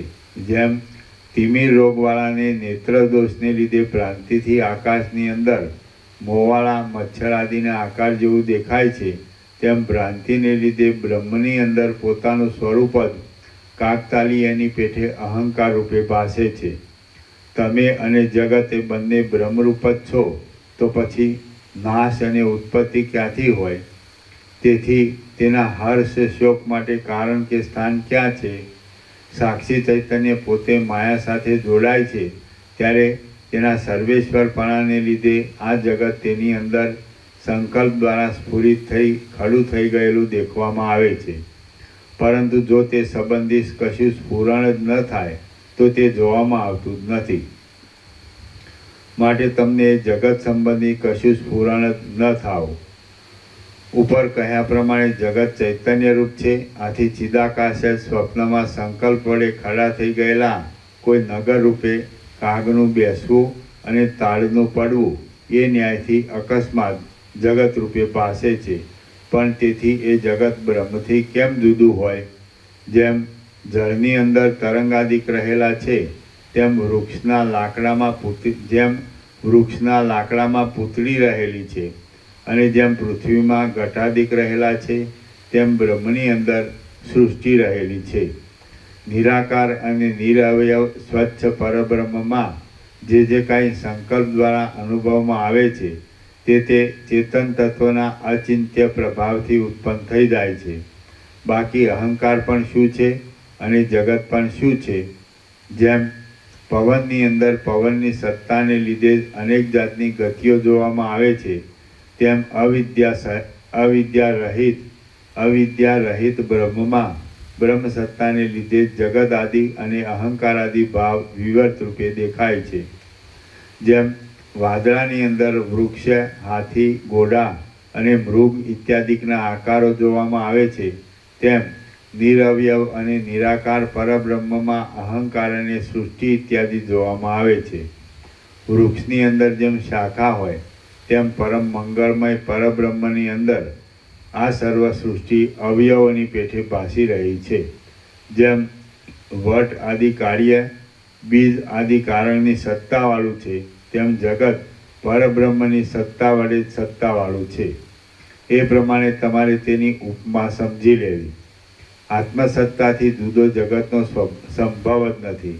તેથી તમે અંદર શાંત રહી વગર શ્રમે નિરુપાધિક દશામાં રહી ભ્રાંતિને મૂકી દઈ આકાશની પેઠે વિક્ષેપ રહિત થઈ રહો. તમે પણ નથી, અમે પણ નથી, જગત પણ નથી અને આકાશાદિક પણ નથી. આ સર્વ શાંત પરબ્રહ્મ જ પૂર્ણ રીતે ભરપૂર થઈ રહ્યું છે. ચેતન વગર બીજું કોઈ પણ તત્વ સિદ્ધ થઈ શકતું નથી. સર્વ પદાર્થો ભેદથી રહિત એક બ્રહ્મરૂપ જ સિદ્ધ થાય છે. માટે હું અમુક રૂપ છું એવી વિશેષ ભ્રાંતિનો ત્યાગ કરો અને હું સત્ય તથા સર્વ ભેદોથી રહિત એ ચેતન તત્વ રૂપે છું એવી દ્રઢ ભાવના રાખો. આથી તમને મોક્ષની પ્રાપ્તિ થશે. દ્રષ્ટાને દેહાદિક રૂપે જાણવો એ જ બંધનરૂપ છે એમ તમે સમજો, અને આત્માને દેહાદિક રૂપે ન જાણતા શુદ્ધ ચૈતન્ય રૂપ જાણવો એ મોક્ષ રૂપ છે એમ સમજો. વળી તમે યોગ્ય સ્થિરતા ધારણ કરી શિષ્ટાચાર પ્રમાણે ભૂમિકાના અભ્યાસને નહીં ઓળંગતા શાંતપણાથી વિક્ષેપ રહિત થઈ જઈ આત્માને દેહાદિક રૂપ ન જાણતા શુદ્ધ ચૈતન્ય સ્વરૂપ જાણનારા થાઓ. દ્રષ્ટા કદી પણ દ્રશ્ય ભાવને પ્રાપ્ત થતો નથી અને ચેતન તત્વ કદી પણ પરપ્રેય જળ ભાવને પ્રાપ્ત થઈ શકતું નથી. પરપ્રેય એટલે બીજા વડે ચેતનવાળું હોય તે જળ. એ પ્રમાણે જળ વસ્તુનો અભાવ સિદ્ધ થાય છે, એટલે જગતનું અસ્તિત્વ જ નથી. કોણ કોને શી રીતે અને શા માટે ચેતાવે, ચેતનાવાળું કરે? દ્રષ્ટાની અને દ્રશ્યની દશાનો અભાવ છે. માટે તમે જાગ્રત અવસ્થામાં સુષુપ્તિ અવસ્થાની પેઠે શૂન્ય જેવા અને શરદ ઋતુના આકાશના જેવા નિર્મળ થઈ રહો. જેમ પવન અને તેની ગતિ જુદા ભાસે છે, તેમ ચૈતન્યરૂપ બ્રહ્મમાં અજ્ઞાનને લીધે જ જળ ચેતન આદિ ભેદભાષા કરે છે. તેમાં જળ ચેતનનો ભેદભાષા કરવો એ સૃષ્ટિરૂપ છે, અને સર્વમાં જળ ચેતન એવા વિભાગને છોડી દઈ એકપણું જણાવવું તે મોક્ષરૂપ છે. વળી બ્રહ્મરૂપ પવનની અંદર ચિદાભાસરૂપી સ્ફુરણ ઉઠવું એ જ સૃષ્ટિરૂપ કહી શકાય છે, અને એ શુદ્ધ ચૈતન્ય સત્તામાં ચિદાભાસરૂપી સ્ફુરણ જ ન ઉઠે તો તે મોક્ષરૂપ કહેવામાં આવે છે. જેમ બીજ પોતાના સ્વરૂપને જ અંદર પાંદડા વગેરે રૂપે સમજે છે, તેમ મહાચૈતન્ય પોતાની અંદર રહેલા પોતાના સ્વરૂપને સૃષ્ટિ રૂપે સમજે છે. બીજ જેમ પોતાના સ્વરૂપને પાંદડા આદિ રૂપે સમજવાથી પોતે પાંદડા આદિ રૂપે થઈ જાય છે, તેમ પરમ શુદ્ધ ચિદાત્મા પણ પોતાના સ્વરૂપને સૃષ્ટિ રૂપે સમજે છે, એટલે સૃષ્ટિરૂપ થઈ જાય છે. જેમ વૃક્ષની અંદર ક્રમે કરી થવું, હોવું, વધવું, ઘટવું ઇત્યાદિ 6 ભાવરૂપ વિકારોનો પ્રતિભાસ જોવામાં આવે છે, તેમ ચિદાત્માની અંદર આ સૃષ્ટિ દેખાય છે. આ બાબતમાં બીજ દ્રષ્ટાંતરૂપ છે. જેમ સર્વ વૃક્ષો બીજના વિકારરૂપ હોવાથી બીજરૂપ છે, તેમ આ સઘળો વિસ્તાર બીજ આદિરૂપે થઈ રહેલ ચેતન સત્તાનો હોવાથી તે સર્વ ચૈતન્ય જ છે. પરબ્રહ્મ પોતે સદા નિર્વિકાર છે અને આ સર્વ જગત પરબ્રહ્મ રૂપ જ છે. આથી એ જગત પણ નિર્વિકાર, અનાદિ અને અનંત છે એમ તમે નિશંક સમજો. આ દ્વૈત અદ્વૈત સંબંધી સર્વ વિકાર સંકલ્પ વડે ખડા થઈ ગયેલા નગરની પેઠે પોતાના સંકલ્પ રૂપ જ છે અને સંકલ્પનો ક્ષય થતાં તેનો પણ ક્ષય થઈ જાય છે. જેવો શૂન્યપણાનો અને આકાશનો ભેદ કલ્પના માત્ર તમારા જાણવામાં આવતો હોય, તેવો જ પાયા વગરનો સૃષ્ટિનો અને બ્રહ્મનો ભેદ તમારે સમજવો. પરબ્રહ્મની શાંત સત્તા મહાચૈતન્ય રૂપે પોતાની મેળે અનાદિકાળથી જ સિદ્ધ છે. માત્ર અજ્ઞાનને લીધે તે અમુક મનુષ્ય રૂપ છો એવા આકારે થઈ રહેલ છે અને જગતના આકારે પણ વિવર્ત રૂપે એ જ થઈ રહેલ છે. બ્રહ્મ જો આ જગતરૂપ છે તો પછી તેમાં મિથ્યા ભ્રાંતિ વડે ઝાંઝવાના જળની પેઠે કાંઈ ઉત્પન્ન થયેલ દેખાય તો ખરી રીતે તે કાંઈ ઉત્પન્ન થયેલ જ નથી. તેમાં કંઈ નાશને પ્રાપ્ત થઈ ગયેલું જણાય તો પણ ઝાંઝવાના જળની પેઠે કાંઈ પણ નાશને પ્રાપ્ત થતું નથી. જેમ વૃક્ષ આદિ અવયવી પોતાના અવયવોમાં વ્યાપી રહે છે, જેમ મઠાકાશ, ઘટાકાશ આદિ આકાશ મહાકાશની અંદર રહે છે અને તરંગમય જળ જેમ જળની અંદર રહે છે, તેમ બ્રહ્મ જ પોતાના અવિકારી સ્વરૂપની અંદર વિવર્ત ભાવથી પદાર્થ રૂપે અને વસ્તુતઃ બ્રહ્મ રૂપે થઈ રહેલ છે. એક અડધી પળ જેટલા સમયમાં એક હૃદયરૂપ પ્રદેશમાંથી બીજા પ્રદેશમાં જતા વચમાં ચિદાત્માનું જે કાંઈ શૂન્યતા જેવું સદરૂપ અનુભવમાં આવે છે તે જ વાસ્તવિક છે. માટે તમે તેની ઉપાસના કરો.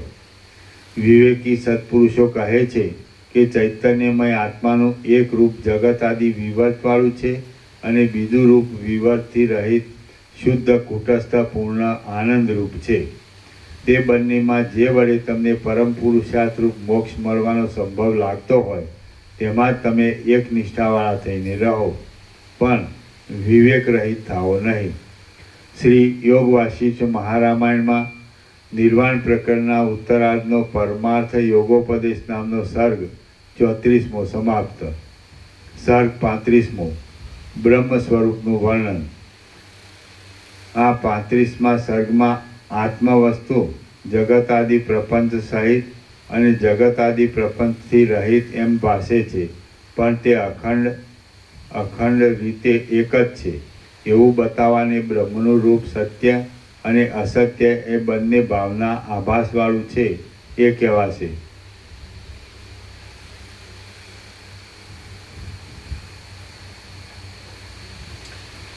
વશિષ્ઠ બોલ્યા, ક્ષણ માત્રમાં ઇન્દ્રિય દ્વારા એક દેશમાંથી બીજા દેશમાં વ્યાપ્ત થયેલા ચિદાત્માનું વચમાં જે કાંઈ નિર્વિષય રૂપ છે તે જ આત્માનું શુદ્ધ નિર્મળ સ્વરૂપ છે.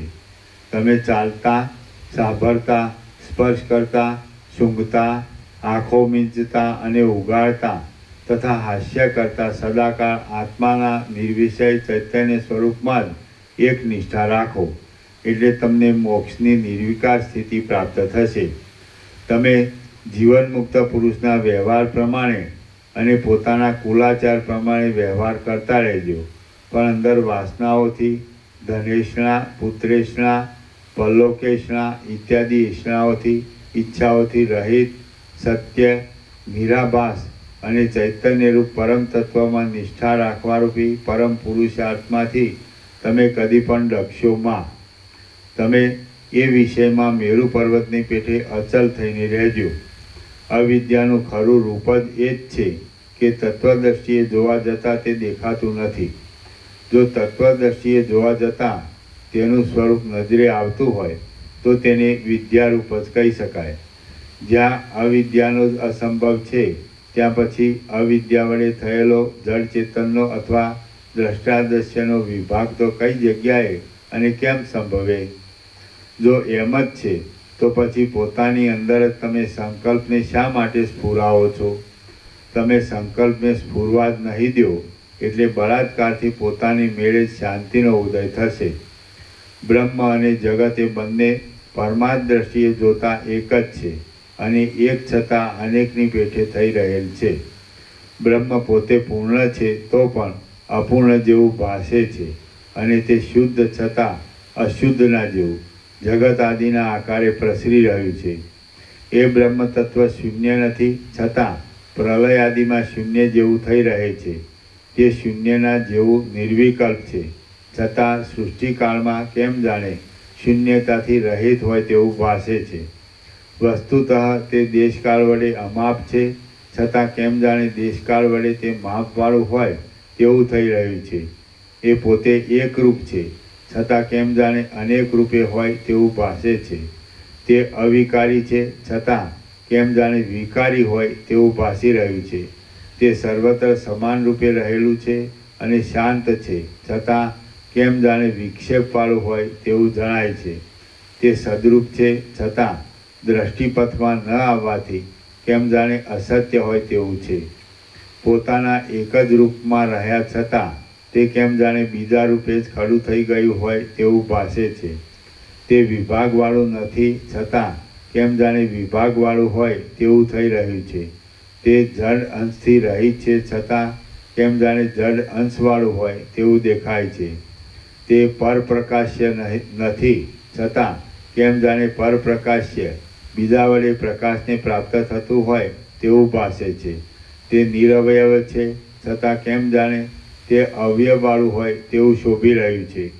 અહંકાર વિનાનું છતાં તે કેમ જાણે અહંકારવાળું હોય તેવું જણાય છે અને નાશથી રહિત છતાં તે કેમ જાણે નાશવાળું હોય એવું જણાય છે. એ પરમ તત્વ કલંક વિનાનું છે છતાં કેમ જાણે જન્મ મરણાદિ કલંકવાળું હોય તેમ ભાસે છે. તે દ્રશ્યથી રહિત છે છતાં કેમ જાણે દ્રશ્યપણાને ધારણ કરી રહ્યું હોય તેમ થઈ રહ્યું છે. તે પોતે સ્વયં પ્રકાશ છે છતાં કેમ જાણે અંધકાર વડે ઘેરાયેલું હોય તેમ થઈ રહેલું છે. તે પુરાતન છતાં કેમ જાણે નવો નવો આકાર ધારણ કરી લેતું હોય તેવું ભાસે છે. એ તત્વ પરમાણુના કરતાં પણ બહુ સૂક્ષ્મ છે છતાં તે પોતાના ગર્ભની અંદર અસંખ્ય સૃષ્ટિઓની પરંપરાને ધારણ કરી રહ્યું છે. એ તત્વ સર્વરૂપ છતાં યજ્ઞ, દાન, તપ, ચિત્તની પવિત્રતા, વૈરાગ્ય અને શ્રવણ મનન વગેરે દુઃખથી સાધી શકાય તેવા પ્રબળ પુરુષાર્થથી જ્ઞાન દશાને પ્રાપ્ત થયેલા વિવેકી પુરુષને દ્રશ્યથી રહિત જોવામાં આવે છે. તે પરમ તત્વ બંધન માત્રથી મુક્ત છે છતાં કેમ જાણે બંધનોવાળું હોય તેવું દેખાય છે. તે અનેક પ્રકારે થઈ રહ્યું છે છતાં પણ દ્વૈત ભાવથી રહિત છે. એ શુદ્ધ તત્વ માયાના સંપર્કથી રહિત છે તો પણ માયારૂપી અનેક કિરણ સમૂહનો પ્રસાર કરવામાં નિર્મળ સૂર્યનારાયણના જેવું છે. તે બ્રહ્મ જ્ઞાન સ્વરૂપ છે. મહાસાગર જેમ નદી નાળા આદિના જળનું સ્વામીપણું ભોગવે છે તેમ એ તત્વ પણ કેમ જાણે સર્વ જ્ઞાન માત્રનું સ્વામિત્વ ભોગવતું હોય તેમ સર્વજ્ઞ છે. જગતરૂપી રત્નોને રહેવા માટે તે બ્રહ્માંડના આકારના એક મોટા ખજાના રૂપ છે. એ તત્વ અત્યંત ભારે છે છતાં વિવેકરૂપી ત્રાજવામાં તોડતા ભારેપણું મિથ્યા જણાયાથી તે રૂના પૂમડાથી પણ બહુ હલકું જણાય છે. માયારૂપી કિરણો પ્રસારવામાં એ તત્વ ચંદ્રમા રૂપ છે એટલે તે માયાનું મૂળ અધિષ્ઠાન રૂપ છે છતાં દેખવામાં આવતું નથી. એ તત્વ દેશકાળ વડે અનંત અને અપાર છે તો પણ તે કોઈ દેશકાળમાં રહેલું પણ નથી. એ શુદ્ધ ચૈતન્ય તત્વ આકાશ જેવું શૂન્ય પ્રદેશમાં પણ વનની રચનાઓને અને પર્વતોને બનાવે છે. એ તત્વ અતિ સૂક્ષ્મ પદાર્થોથી પણ અતિ સૂક્ષ્મ છે. અને અતિ સ્થૂળ પદાર્થોથી પણ અતિ સ્થૂળ છે. અતિ ભારે પદાર્થો કરતાં પણ તે અતિ ભારે છે અને અતિ શ્રેષ્ઠ પદાર્થોથી પણ તે અતિ શ્રેષ્ઠ છે.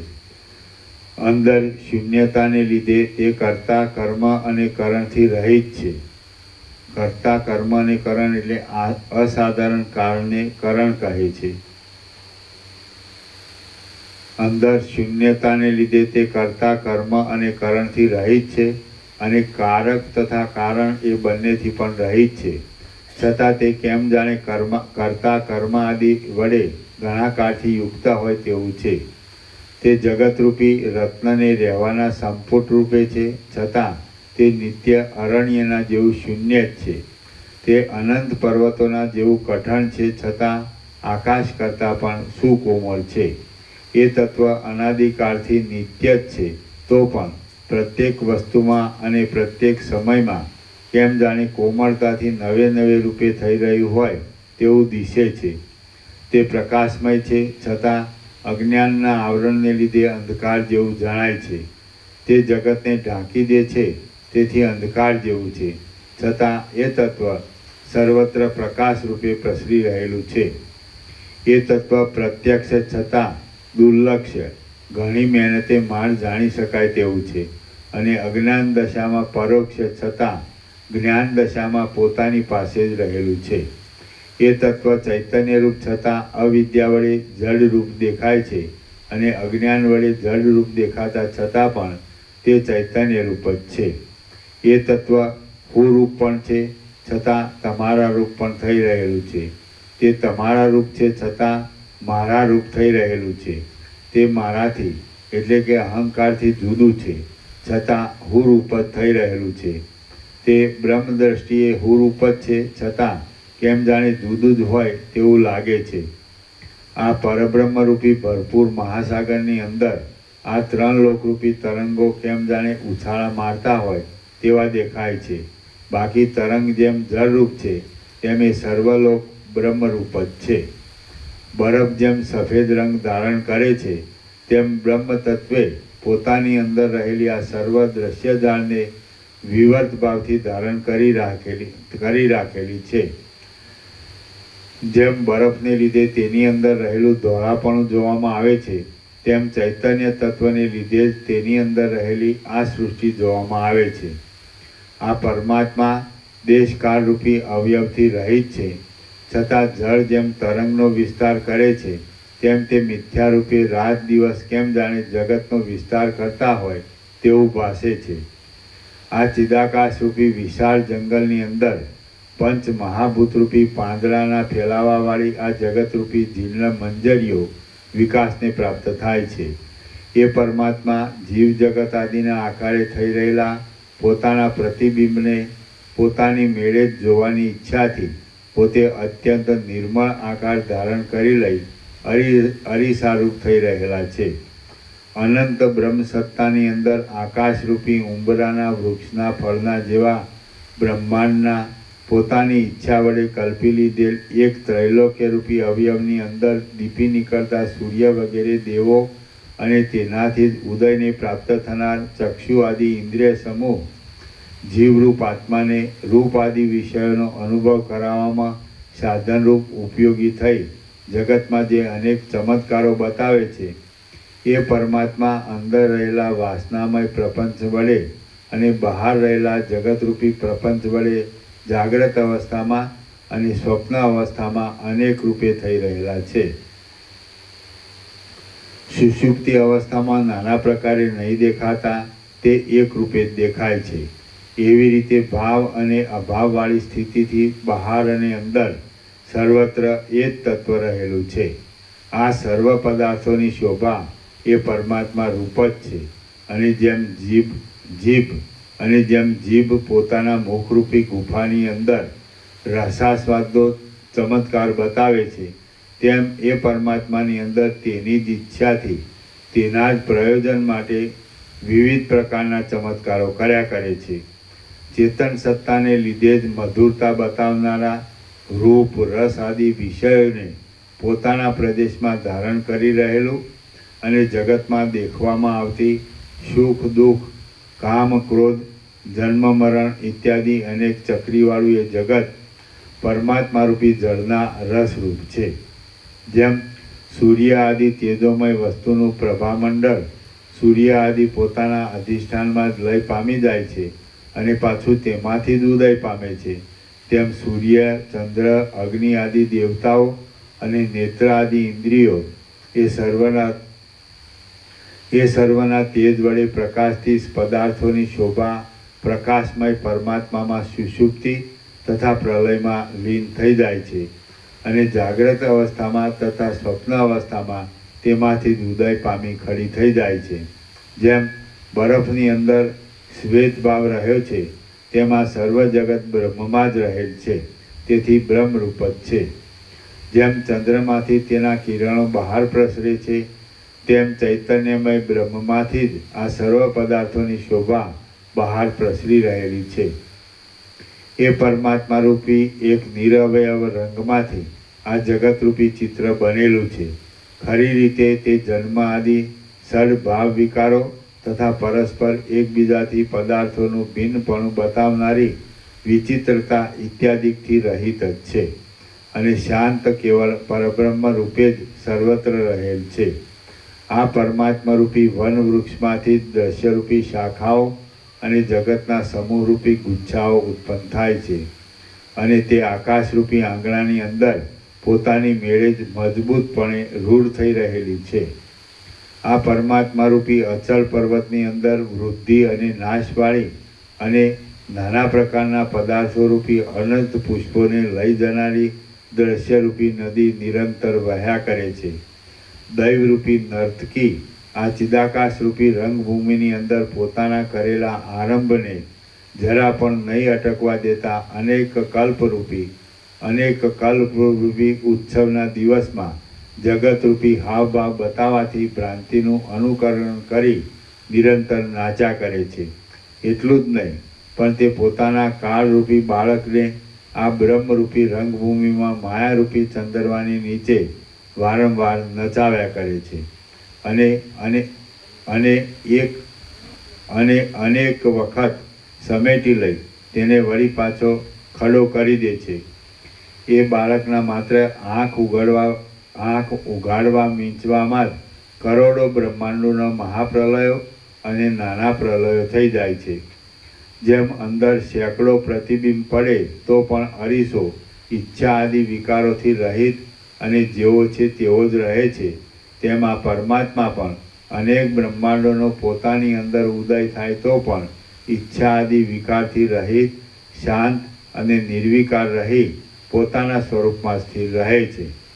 જેમ ભૌતિક સૃષ્ટિઓનું કારણ પંચમહાભૂત છે, તેમ ભૂત, ભવિષ્ય અને વર્તમાન સૃષ્ટિઓના બીજરૂપ તથા કારણરૂપ આ પરમાત્મા જ છે અને એ પરમાત્માનું બીજું કાંઈ પણ કારણ નથી. માયાના યોગથી આ પરમાત્માના નેત્રનું ઉઘડવું થતાં જગતની સર્વ શોભા ઉત્પન્ન થયેલ જોવામાં આવે છે અને એ પરમાત્મા નેત્રનું મીંચાવું થતાં યોગ નિદ્રામાં આખા જગતનો પ્રલય થઈ જાય છે. ખરી રીતે તો પરમાત્મા માયાના સંબંધ વિના ઉપરના બંને ભાવથી રહિત છે અને કેવળ પોતાના શુદ્ધ માયાના સંપર્કથી રહિત પવિત્ર એવા સ્વરૂપમાં જ સદાકાળ સ્થિર થઈ રહે છે. જેમ પવનના સપાટાઓ પવનરૂપ જ છે, તેમ પરિણામ, કાળ, સંખ્યા અને વૈભવ આદિથી મોટા એવા અનેક બ્રહ્માંડો તેની અંદર રહેલા પદાર્થોની ઉત્પત્તિ, સ્થિતિ અને પ્રલય તેમજ તેની અંદરના પ્રાણીઓનો જન્મ, બાલ્યાદિ અવસ્થા, જાગ્રતાદિ અવસ્થા અને નીચી ઊંચી સ્થિતિ ઇત્યાદિ એ બધું આ ચિદાકાશથી ઉદય પામે છે. એટલે કે એ સર્વ અનંત ચિદાકાશ રૂપ જ છે એમ સમજી તમે શાંત થઈ રહો. શ્રી યોગ વાસિષ્ઠ મહારામાયણમાં નિર્વાણ પ્રકરણના ઉત્તરાર્ધનો પરબ્રહ્મ સ્વરૂપ વર્ણન નામનો સર્ગ 35મો સમાપ્ત. ઓમ ઓમ ઓમ. પ્રસાદ આપી દો.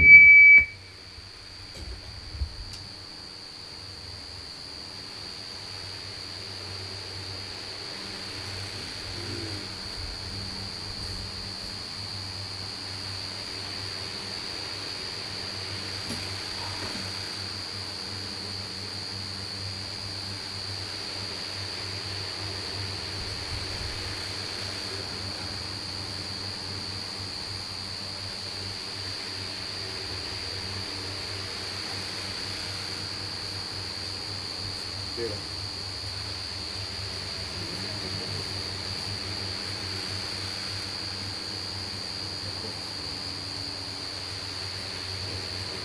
એવું એક પ્રભુ તમે ભોજન પ્રસાદ લેજો અહીંયા હો. એને લેવાનું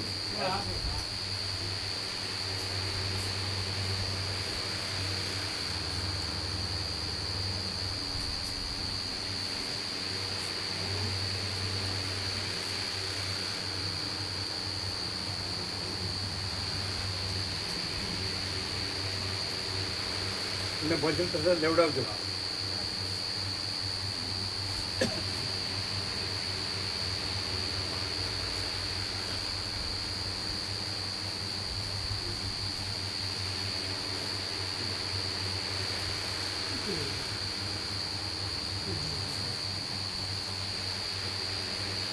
તમે લેજો કેળા. પેલા લઈ ગયા એ લેજો પાછું. પેલા ગોવા શું લઈ ગયા એ લેજો.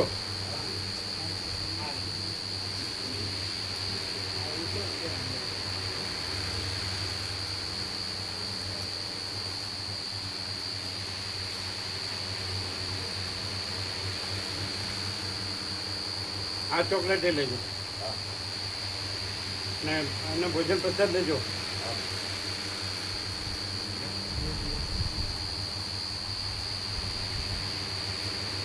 કેળા લીધા કેળા.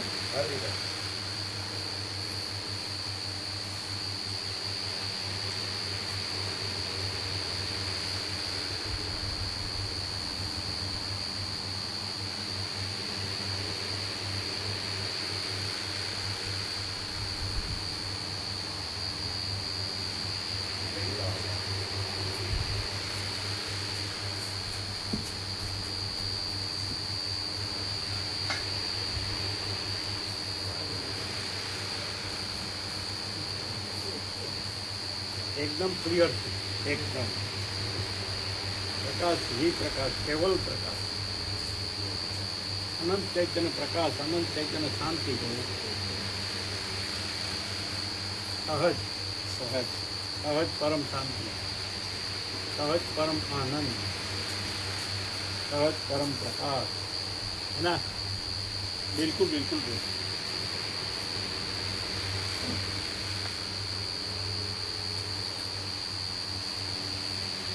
હવે તેનું દુબળા થતા જાય કંઈક અશક્તિ લાગે છે.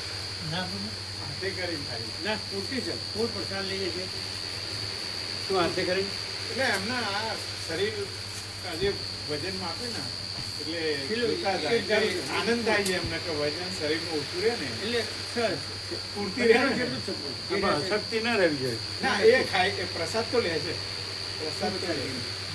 રોગ પ્રતિકારક શક્તિ તો વધારે રહેવી બિલકુલ એના અન્નથી જ આવો ઘણા લોકો આવું કરતા હોય છે અન્ન ના એ કરે પણ અન્ન વગર શક્તિ ના બને અને એનાથી આડઅસરો થતી હોય જોઈએ. રહ્યો છો શક્તિ રહેવી જોઈએ. હા રહે છે. ઊંઘ આવે હરાય ફરાય આવ.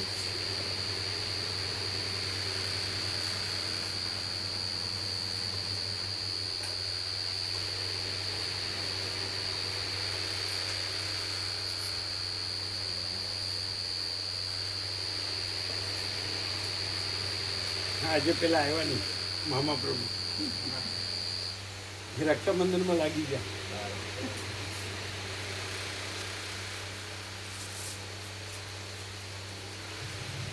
કેમ રહેશે અહીંયા એમ તમે ત્યાં નર્મદા મકાન બાંધો ને અહીંયા રહ્યો એમાં શું ફરક કેમ વાતાવરણ એવું કરતા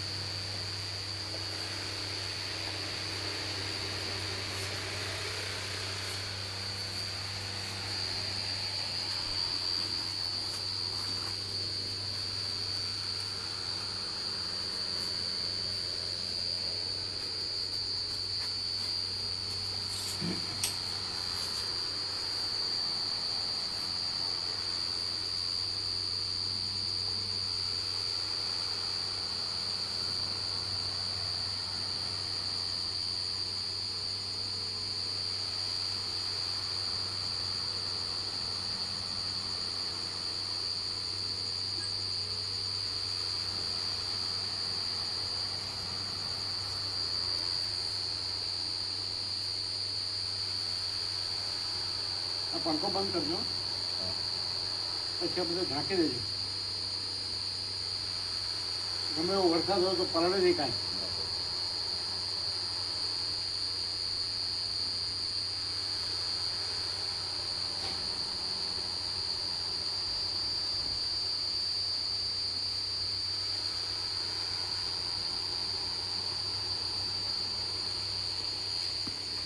પ્રસાદ ફૂલ બને છે ને મને ફૂલ આપો બધા ફૂલ પ્રસાદ લો ફૂલ આનંદ મંગલ में रहो